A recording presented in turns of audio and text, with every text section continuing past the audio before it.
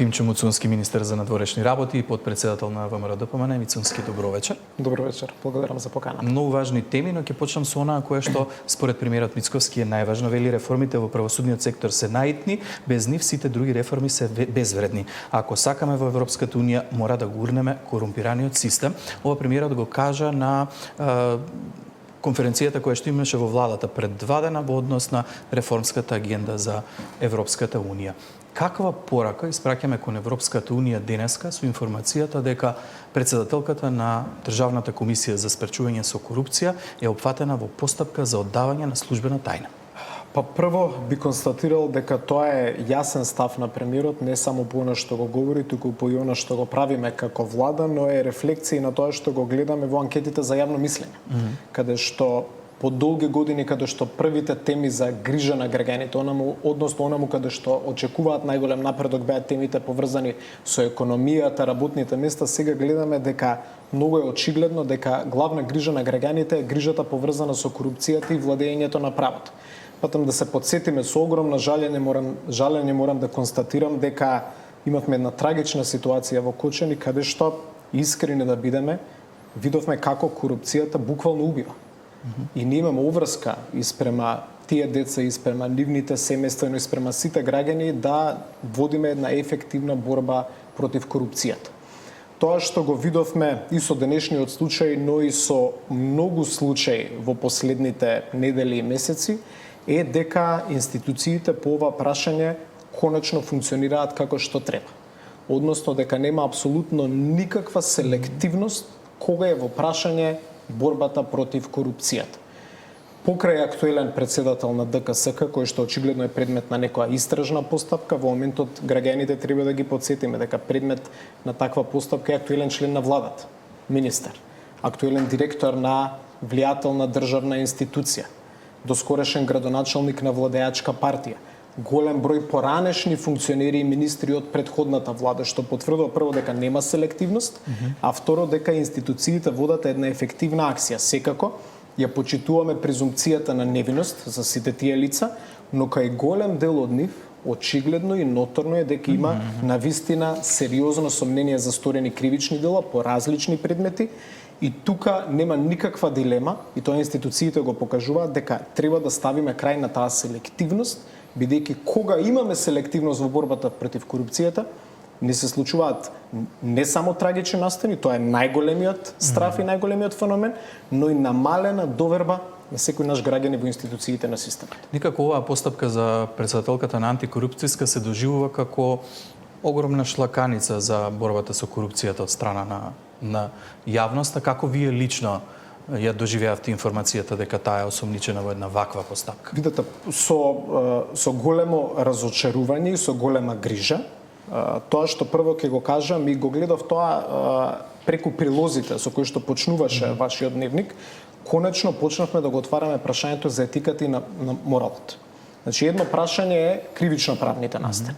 И тука јас велам да, разочарување е тоа што го слушаме, но истовремено не охрабрува тоа што гледаме дека институциите немаат ни најмала селективност за било кого. И за овој случај, и за претходните случаи кои што ги спомнав, кои што вклучуваат како поранешни функционери, така и огромен број високи актуелни функционери. Но го отворивме и прашањето за етиката и моралот, што е нешто и над законите, за едни стандарди кои што треба ние да ги пременуваме кон нас, како државни функционери, како јавни функционери, да представуваме пример за нашите граѓани. И кога некој е предмет на таква предистражна или истражна постапка, очигледно потребно е тој да размисли во тој момент веднаш да даде оставка, за да нема никаква перцепција, бидејќи еднакво значајно во борбата против корупцијата колку што и ефективноста на извршните органи и на правосудните органи, и таа перцепција која што граѓаните ќе имаат дека никој не може да влијае врз постапките. Јас велам да, не е пријатно да се види толку високи функционери опфатени во такви предистражни истражни постапки, но охрабрени сме што гледаме дека институциите не се селективни, функционираат како што треба и водат една ефективна, често знае да каже премиерот, робусна акција во борбата против корупцијата. Најаве ги споменавте оставките.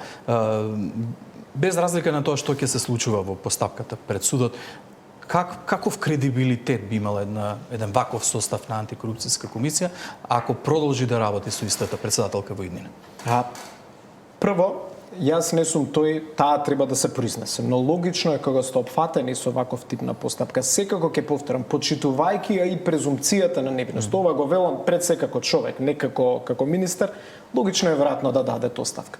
Тоа не треба според мене да влие врз кредибилитетот и на сите други членови на таа комисија, бидејќи за тие поединци нема никаква информација од ваков профил во јавност и некоректно е заради потенцијално сторено кривично дело од еден од членовите ние да градиме перцепција за сите други членови.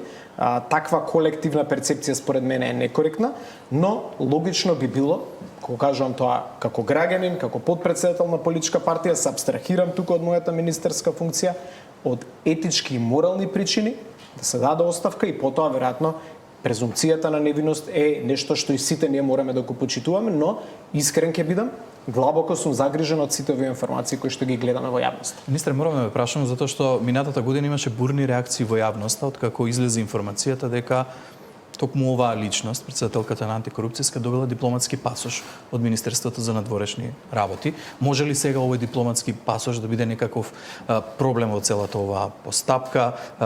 Какви се процедурите во една ваква ситуација? Дали МНР го одзима тој дипломатски пасош? Дипломатскиот пасош во дадениот случај е директно врзан со функцијата, која што има и со права врз основа на закон кои што се определени. Самиот дипломатски пасош на наш граѓанин не значи дека тој ужива било какви права поврзани со некоја форма на имунитет. Што значи дека истиот не може да влие на никој начин врз самата постапка која што се спроведува од нашите органи. И во моментот кога ќе престане функцијата на таа поединечна личност, секако Министерството за надворешни работи ќе го одземе тој дипломатски пасош. Министре, денеска имавте средба со вашиот колега од Црна Гора. Тој вели, да речем, има премногу оптимистички очекувања, вели дека очекува до 2028 година Црна Гора да стане земја членка на Европската Унија. Од друга страна, колку е за нас реална европската перспектива во една ваква ситуација, во ситуација во која што барем во очите на јавноста делува дека нема никаква политичка комуникација во односите Скопје-Софија? Добро. По однос на прашањето колку е реален нашиот пат напред кон Европската Унија, има две призмени с кои што тоа треба да го гледаме.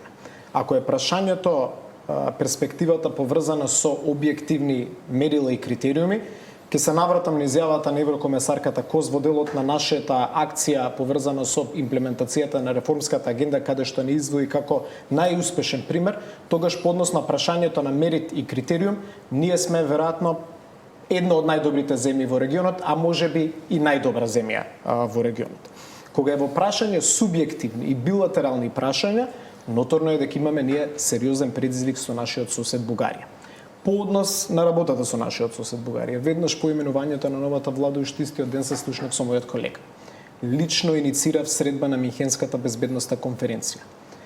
По сериозната солидарност која што ни ја покажа Бугарија, по ситуацијата која што настана, трагичната ситуација во Кошани, лично се погрижив да посетам Софија, да се заблагодарам и на бугарските власти и на бугарскиот народ. Имаме комуникација, се среќаваме, имаме и комуникација која што е подпомогната и од одредени земји членки и од институциите во Брисел, и ние го разбираме товарот, односно потребата од изнаоѓање на решение. Но ќе го повторам и тоа што го кажав денес. Решение кое што за неколку месеци повторно ќе настави во истата ситуација, кое што ќе значи дополнителни остапки по однос на национални, идентитетски и историски прашања. Не сме подготвени да правиме, пред се бидејќи премногу такви отстапки се направени во последните 30 години, а времето покажа дека по секоја таква отстапка ни се поставува нов предизвик повторно од оваа иста природа.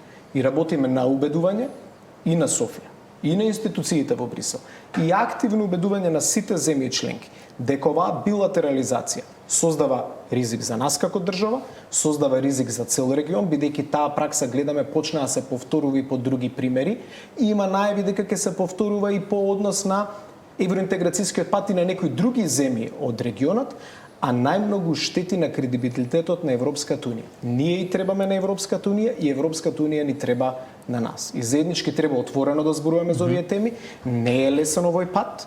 Никогаш не ветивме дека ќе биде лесен патот, но ветивме дека пристапот ќе ни биде искрен и пристапот ќе ги стави пред се на преден план македонските национални интереси. И не сме подготвени како влада за компромис без никаква форма на институционална гаранција и предвидливост на патот напред и добра волја, не само од наша страна, кој што сме подготвени да дадем, но добра волја од нашите соседи по однос на сите оние прашања за кои што тие поставуваат грешки. Да, меѓутоа е официјалните изјави од представниците на Европската унија, директно од КОС, која што кажа дека такви гаранции никој не може да ни даде. Ние ги разбираме позициите. Верувам дека мнозинството на граѓани во оваа држава се на вашата линија и на вашата позиција, но јасно е дека нема никаква реакција од другата страна. Сега морам да ве прашам за една друга тема која што ја отвори новата власт во Германија, новата владеачка коалиција во Германија, која што побара повторно процес на реформи на Европската унија.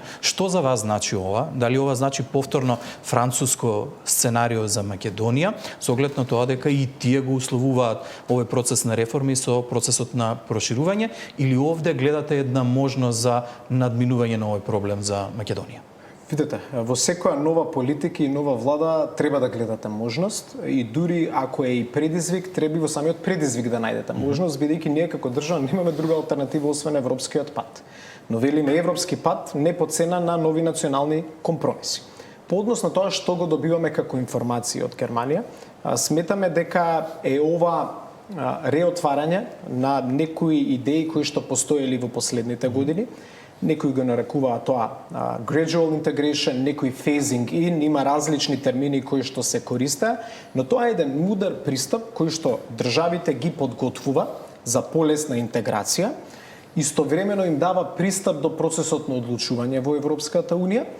Например, ние постојано бараме да бидеме присутни барем кога се одлучува по прашања поврзани со заедничката надворешна и безбедносна политика, бидејќи сме една од тие земји кои што е усогласена со ЗНБП, и да без право на глас да бидеме присутни на состаноците каде што се одлучува по прашањата кои што и ние ги имплементираме и политиките кои што ние ги имплементираме. Има за сега и позитивни сигнали кои што доаѓаат од госпоѓата Каја Калас по однос на ова прашање и по однос на другите политички области кои што ги покрива Европската унија да има сличен пристап. Тие се тие најави кои што доаѓаат од новата владина коалиција во Берлин, која што е коалиција согласно нашите контакти со високи представници во таа идна влада е коалиција која што ќе биде за проширувањето, кој што има детално разбирање за состојбите во Западниот Балкан, кој што разбира дека процесот на проширување за целиот регион не е само прашање кое што е економско-трговско, туку е прашање кое што има и сериозни безбедносни импликации. Ги гледаме сега сите ризици кои што ги има во Босна и Херцеговина, ги гледаме специфичните околности во Косово и во Србија. И ние велиме како земја членка на НАТО сме подготвени да бидеме придонесувач кон регионалната безбедност.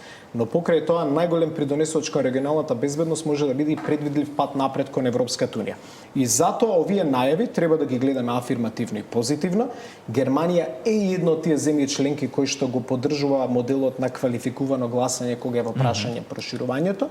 Треба да бидеме активен чинител, треба да бидеме постојано присутни на сите овие форуми и настани каде што се дискутира.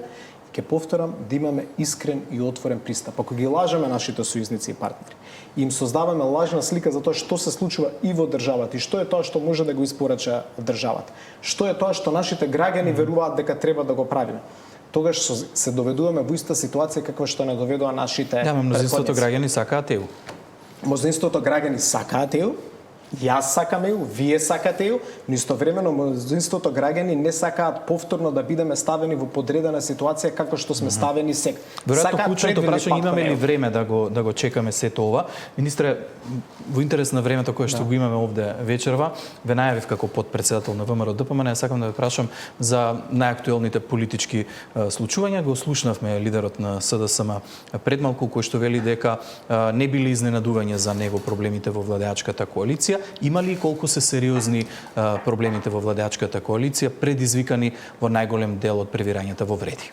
Парламентарното мнозинство е сосема стабилно. И тука нема никаква дилема и верувам дека и лидерот на опозицијата колку и сака да политизира темата, дека и него нема никаква дилема. Исто така и анкетите на јавното мислење го означуваат тоа што го означуваат, а на крајот на денот, да не навлегувам јас во деталите, каже и премиерот пред неколку дена, ќе имам избори. Наскоро и граѓаните ќе го кажат тоа што го мислат за сите партии кои што се дел и од власта и од опозицијата. Факт е дека во ВЛН има една специфична состојба. Искрено ќе кажам, навистина сум разочаран од некои од појавите кои што ги има таму, посебно земајќи го во предвид фактот дека сите заедно, меѓу другото, работевме и превземавме чекори за политичката партија која што имаше киднапирано државата со криминални дејствија и со масовни злоупотреби. Тоа е политичката партија ДУИ, да пратиме во опозиција. И сметаме дека тоа беше еден позитивен чин за целокупното македонско општество. Знам дека ДУИ сега на секојдневна основа сака да го представи тоа како борба македонци против албанци, но тоа апсолутно не е така. Проблемот кој што општеството го имаше беше со ДУИ, не со албанците.